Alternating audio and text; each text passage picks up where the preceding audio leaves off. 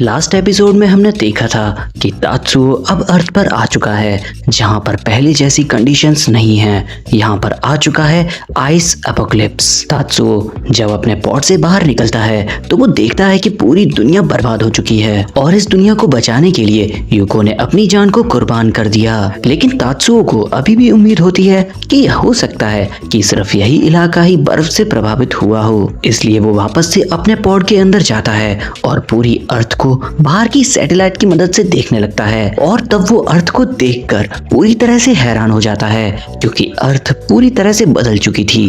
वो पहले से कई गुना ज्यादा ठंडी हो चुकी थी और यहाँ पर तात्सुओ की उम्मीद भी टूटने लगती है। उसे लगने लगता है कि अब इस दुनिया में कोई भी इंसान नहीं बचा है, यानी वो यूकियो से किया हुआ वादे को निभा नहीं सकता, यानी वो इस दुनिया में कोई भी इंसान दोस्त नहीं बना सकता, क्योंकि इस दुनिया में इंसान सारे खत्म हो चुके हैं। और इसलिए तात्सुओ 22 घंटे तक उसी पॉड में बैठा रहता है और काफी ज्यादा निराश होता है।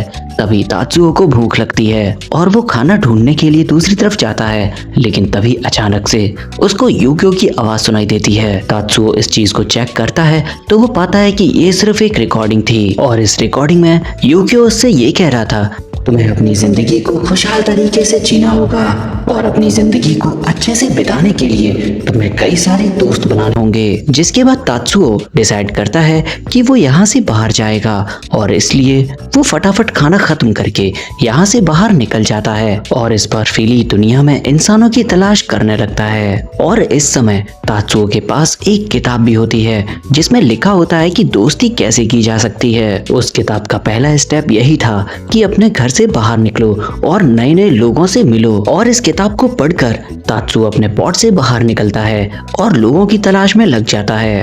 तात्सुओ के चारों तरफ सिर्फ बर्फ ही बर्फ होती है और कहीं भी जिंदगी का कोई भी नामो निशान नहीं होता। लेकिन तभी अचानक से उससे एक आदमी टकराता है, लेकिन जैसे ही वो उस आदमी को छूता है उसे एहसास होता है कि वो आदमी कब का मर चुका है। उसकी हालत इतनी ज्यादा खराब थी कि तात्सुओ के छूते ही वो आदमी टूट गया था। ये देखकर तात्सुओ बहुत ज्यादा डर जाता है और उसे समझ में आ जाता है कि यहाँ के हालात कितने ज्यादा भयानक हो चुके हैं। तात्सुओ देखता है कि जिस आदमी की लाश उसे मिली थी उसके पास एक वाहन भी था और जब तात्सुओ उसे स्टार्ट करने की कोशिश करता है तो उसे बहुत ज्यादा खुशी होती है, क्योंकि वो वाहन अभी भी काम कर रहा था। जिसके बाद वो उसे चलाने लगता है और उसके सारे ऑपरेटर्स को समझने लगता है।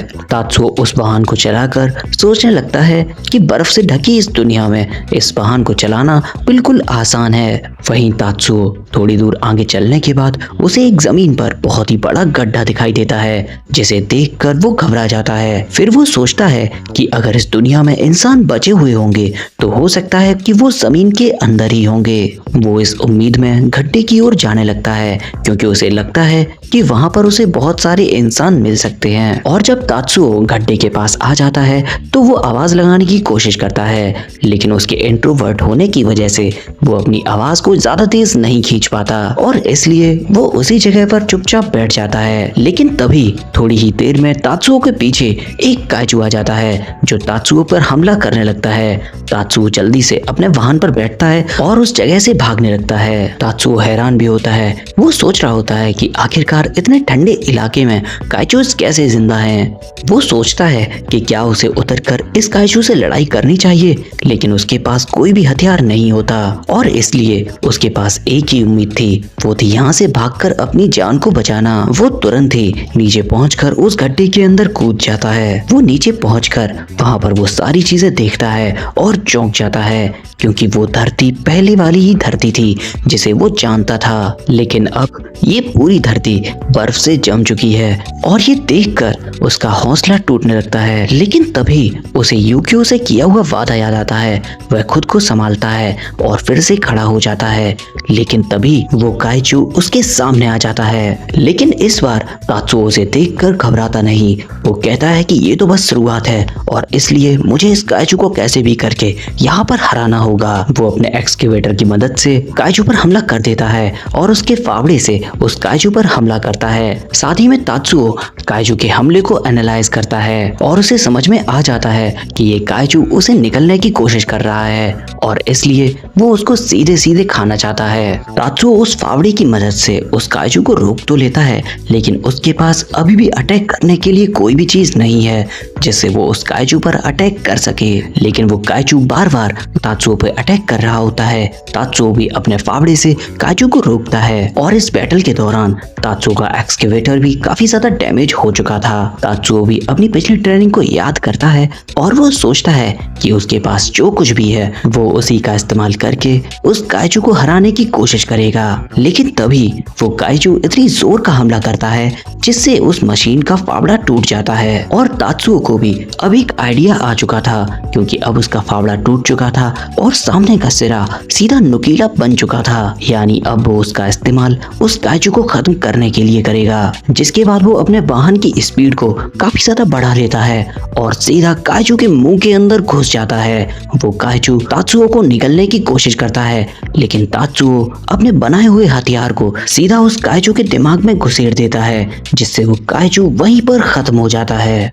और इस बैटल के बाद वहां पर कुछ इंसान नजर आते हैं जो उस मरे हुए काइजू के पास आते हैं। वो इंसान इस मरे हुए काइजू को देखकर काफी ज्यादा खुश हो रहे थे और इसका जश्न मनाने ही जा रहे होते हैं कि तभी तात्सुओ उस काइजू के गले को फाड़कर वहां से बाहर निकलता है। तात्सुओ अपने सामने लोगों को देखकर काफी ज्यादा खुश हो जाता है क्योंकि उसे जिंदा इंसान मिल चुके थे। लेकिन जो इंसान उसके सामने खड़े थे वो तात्सुओ को देखकर काफी ज्यादा डर जाते हैं। उन लोगों को लग रहा होता है कि तात्सुओ कोई इंसान नहीं बल्कि एक राक्षस है। तात्सुओ भावुक होकर मन ही मन में कहने लगता है कि यूकियो, फाइनली मैंने इंसानों को ढूंढ लिया और अब मैं इनसे दोस्ती करूंगा। वहीं सामने खड़े लोग तात्सुओ से डर रहे होते हैं। तभी उनकी मुखिया आओ वहां आती है और वो कहती है कि हम लोगों के सामने जो खड़ा है वो कोई राक्षस नहीं, वो भी एक इंसान है। वहीं तात्सुओ के दिमाग में किताब की बातें घूम रही थी जिसमें सेकंड स्टेप लिखा था कि जब भी आप किसी नए इंसान से मिलो तो एक स्माइल के साथ मिलो। क्योंकि अब तात्सुओ लोगों के सामने आ चुका था इसलिए वो एक क्रीपी सी स्माइल निकालता है। ये देखकर वो लोग और भी ज्यादा डरने लगते हैं और वो लोग तात्सुओ को बहुत ही अजीब इंसान समझ रहे थे और तात्सुओ की हालत इतनी ज्यादा खराब हो जाती है कि वो वहीं पर बेहोश हो जाता है। वहीं बेहोशी के दौरान तात्सुओ को सपना आता है जिसमें यूकियो उससे कह रहा था कि तुम्हें इन बेकार सी किताबों पर भरोसा नहीं करना चाहिए।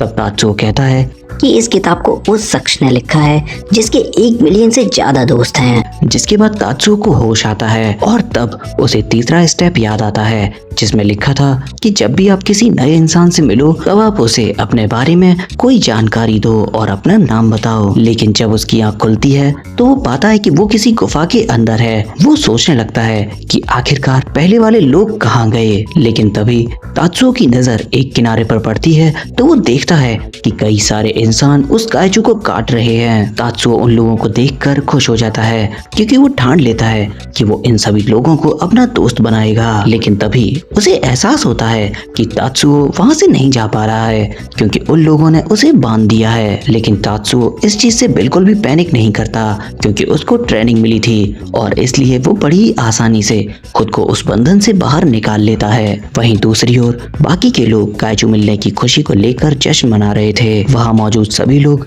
आओ को थैंक यू भी कह रहे होते हैं। लेकिन आओ जानती है कि उसको इस चीज का पूरा श्रेय नहीं मिलना चाहिए। तब नाशिमेरा उसे समझाता है कि वो रिपोर्ट में असली बात को छुपा देगा और कहता है कि आओ ही उसकी सबसे खास सदस्य है। तब आओ बेफिक्र होकर कहती है कि वो आगे भी अपनी मर्जी के हिसाब से काम करती रहेगी चाहे एल्डर्स को पता चले या नहीं। तभी कुछ लोग उसकी ओर दौड़ते हुए आते हैं जो उन्हें बताते हैं कि उन्होंने जिस इंसान को बांधा था वो वहां से भाग गया है। वहीं दूसरी ओर हम तात्सुओ को देखते हैं जो चुपचाप खड़ा होकर उस काइजू को कटते हुए देख रहा होता है। वो जल्दी ही समझ जाता है कि इस मरी हुई दुनिया में इन लोगों ने खुद को जिंदा रखने के लिए काइजूस को ही अपना संसाधन बना लिया है। और ये देखकर वो काफी ज्यादा इम्प्रेस होता है और वो सोचता है कि काश यूकियो भी यहाँ होता जो ये सारी चीजें देखकर बहुत ज्यादा खुश होता। और तभी उसकी नजर एक बच्चे पर जाती है और वो देखता है कि वो बच्चा यूकियो के खिलौने से खेल रहा है। और जैसे ही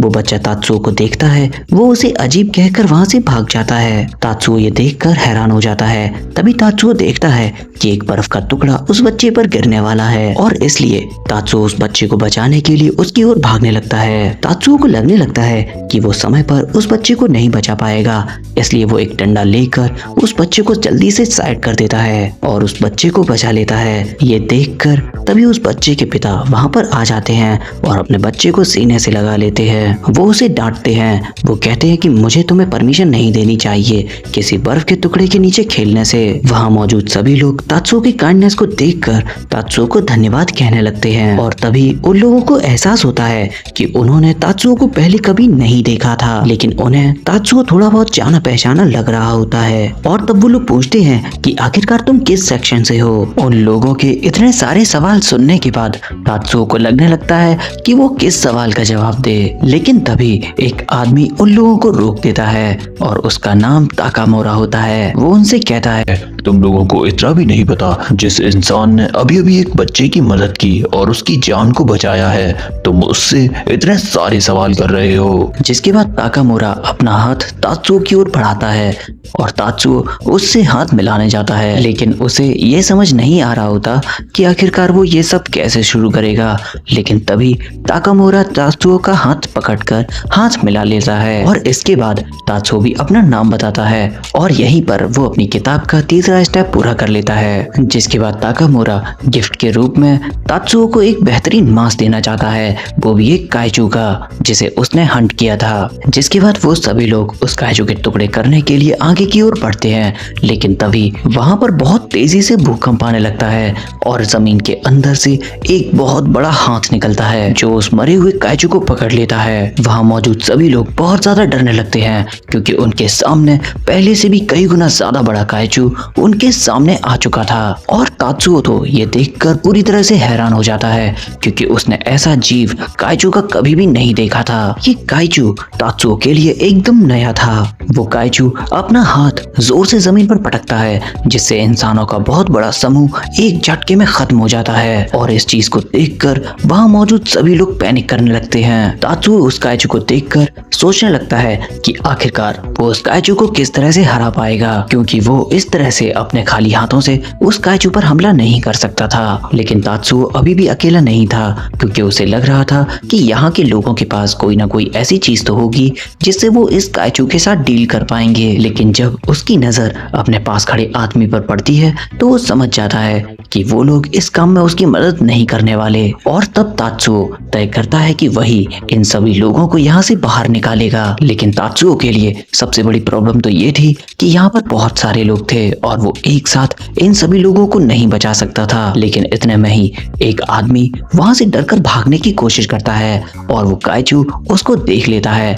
वो काइजू उस पर हमला करने ही जाता है कि तभी वहां पर आओ आकर उस आदमी को बचा लेता है और इसके बाद वो अपना सिर जमीन पर पटकता है क्योंकि वो लेट हो चुका है, क्योंकि वो कई सारे लोगों की जान को नहीं बचा पाया। तभी वहां पर फूमो की आता है जो आओ से कहता है, अभी ये सब करने का वक्त नहीं है, हमें लोगों की जान बचानी है और इसके लिए मैं पहले से ही तैयार हूँ। जिसके बाद आओ इमरजेंसी बॉम्ब मशीन को चालू कर देता है और कुछ ही पलों में वो पूरा इलाका धुंध से भर जाता है। जिसके बाद आओ माइक से सभी लोगों को वहां से भागने के लिए कहती है।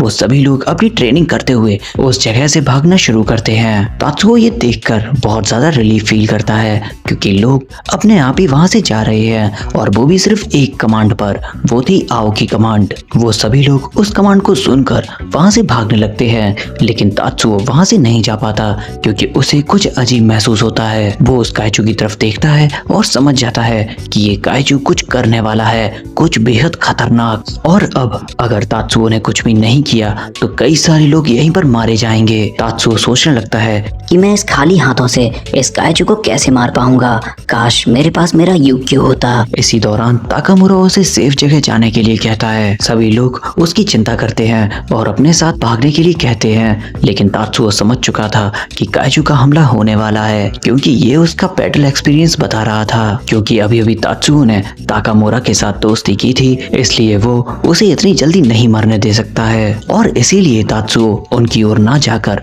काइजू की ओर भागना शुरू कर देता है ताकि वो काइजू का ध्यान अपनी ओर खींच सके, जिससे बाकी के लोग वहां से बचकर भाग सकें। और होता भी ठीक वैसा ही है, क्योंकि काइजू का ध्यान पूरी तरह से तात्सुओ पर आ चुका था और वो तात्सुओ पर हमला करने लगता है। और ये सब देखकर ताकामुरा इतना ज्यादा परेशान हो जाता है कि बाकी के लोग ताकामुरा को रोकने में लग जाते हैं। वहीं आओ भी तात्सुओ को अकेला नहीं छोड़ना चाहती थी, इसलिए वो तात्सुओ की मदद के लिए उसकी ओर जाने लगती है। आओ जब उस काइजू के पास पहुंचती है तो वो देखती है कि उस काइजू के हाथ में तात्सुओ बेहोशी की हालत में पड़ा होता है, जिसे वो काइजू कुछ ही देर में खाने वाला है। लेकिन तभी तात्सुओ के गले पे लगा हुआ डिवाइस अचानक से चमकने लगता है और यहाँ से कोई सिग्नल भेजने लगता है। और तभी हम देखते हैं कि बाहर की तरफ से एक मेटल का बहुत बड़ा टुकड़ा आकर सीधा तात्सुओ के ऊपर आ गिरता है। और तब हमें बताया जाता है कि ऐसा क्यों हुआ। तो हम देख पाते हैं कि तात्सुओ का पॉड जो काफी दूरी पर था वो अपने सिस्टम को फिर से रिबूट करता है, जिसके बाद वो तात्सुओ को खोजता है और तात्सुओ को ढूंढने के लिए निकल पड़ता है। जिसके बाद वो पॉड उड़कर सीधा आकर काइजू के हाथ में लगता है, जिससे तात्सुओ एकदम अलग हो जाता है और धीरे धीरे वो पॉड यूक्यो में ट्रांसफॉर्म होने लगता है और तात्सुओ से कहता है चलो अब हमारी बारी है, इस काइजू को हमें जल्दी ही ठिकाने लगाना होगा। जिसके बाद हमारी कहानी फ्लैशबैक में जाती है, जहाँ पर हमें बताया जाता है कि तात्सुओ अपनी छोटी सी उम्र से ही यूक्यो के साथ रह रहा था। भले ही उसने कई सारे दोस्त नहीं बनाए हों, लेकिन उसका सबसे अच्छा दोस्त यूक्यो ही था। और जब यूक्यो ने स्पेस बैटल के दौरान खुद को तबाह कर लिया, तब तात्सुओ काफी समय तक अकेला रहा। और जब भी वो यूक्यो के बारे में सोचता तब उसे एहसास होता कि उसके दिल में एक खालीपन है जो कभी भरता नहीं, ना ही किसी चीज से पूरा होता। और आज जब वो यूक्यो को अपने सामने देखता है तो उसे अपनी आंखों पर विश्वास नहीं होता। लेकिन उनके पास बात करने का समय नहीं होता, क्योंकि वो काइजू अभी भी जिंदा है जो तात्सुओ पर हमला करने वाला होता है। यूक्यो ये देखकर तात्सुओ को बचाते हुए उस काइजू पर हमला करता है और तात्सुओ को बताता है कि उसने धमाका होने से पहले अपने सारे डेटा को उस पॉड के अंदर भेज दिया था। लेकिन इंस्टॉलेशन में काफी ज्यादा समय लगा, इसलिए वो तब तक उसके सामने नहीं आ पाया। यूक्यो भावुक होकर तात्सुओ से कहता है कि आखिरकार हम लोग वापस से घर आ चुके हैं। तात्सुओ यूक्यो को देखकर बहुत ज्यादा रोने लगता है और उसका स्वागत करता है। लेकिन बैटल अभी भी जारी है, क्योंकि उनके सामने मौजूद काइजू अभी भी जिंदा है जो उन पर हमला करने की कोशिश कर रहा है। यूक्यो उस काइजू को देखकर कहता है कि मेरे और तात्सुओ के सामने अगर कोई भी काइजू आएगा तो उसका खत्म होना तय है। तात्सुओ यूक्यो से कहता है कि चलो जल्दी से इस पर हमला करो।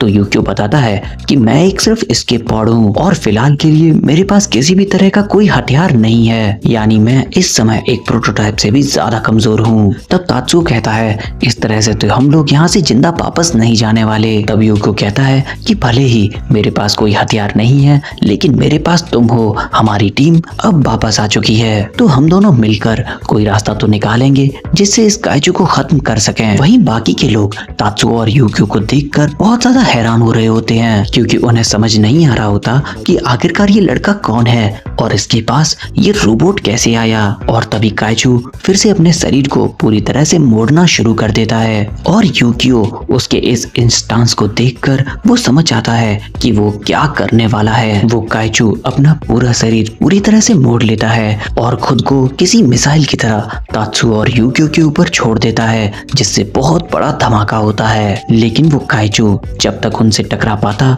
तब तक यूक्यो अपने आप को उस जगह से हटा लेता है। जिसके बाद यूक्यो तात्सुओ को अपने अंदर बैठा लेता है और उससे कहता है कि हमें किसी भी तरह से इस काइजू को यहीं पर खत्म करना होगा। जिसके बाद वो काइजू अपना सिर फिर से दीवार से निकालता है और फिर से वही पोजीशन लेने लगता है और इस बार फिर से वो काइजू और भी ज्यादा सिमटने लगता है ताकि वो खुद को पूरी रफ्तार के साथ उन पर हमला कर सके। वहां मौजूद सभी लोग ये सोच रहे होते हैं क्या ये लोग खुद को फिर से उस काइजू के वार से बचा पाएंगे। लेकिन तभी उनमें से एक आदमी बोलता है कि वो लोग ये सब चीजें कर सकते हैं, क्योंकि मैंने ये सब चीजें पहले भी कहीं देखी हैं। जिसके बाद हम देखते हैं कि वो काइजू पूरी स्पीड से उन पर हमला करने लगता है। लेकिन तभी यूक्यो अपने अंदर से पूरी इलेक्ट्रिसिटी को निकालकर एक तलवार बना लेता है, जिससे वो पूरी ताकत से उसके नेक पर हमला करता है। और सभी लोग ये सारी चीजें होते हुए देख पा रहे होते हैं और उन्हें भी कहीं ना कहीं एहसास होने लगता है कि उन्होंने ये सारी चीजें पहले भी कहीं देखी हैं। और तात्सुओ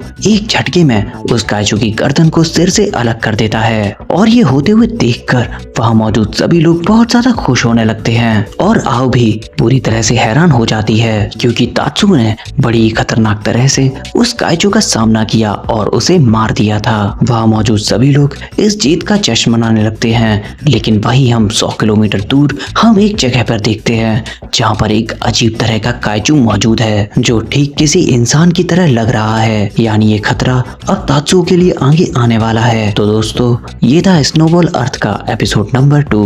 और अगर आप लोगों को मेरी वीडियोस किसी भी तरह से पसंद आती है तो प्लीज मेरे चैनल को सब्सक्राइब कर दो ताकि मुझे मोटिवेशन मिल सके और मैं आपके लिए ऐसी वीडियोस लाता रहूं। बाकी आप कमेंट करके बताओ कि आपको इस वीडियो में क्या सबसे ज्यादा अच्छा लगा। हम मिलेंगे आपसे एक और नई वीडियो में, तब तक के लिए थैंक्स फॉर वॉचिंग।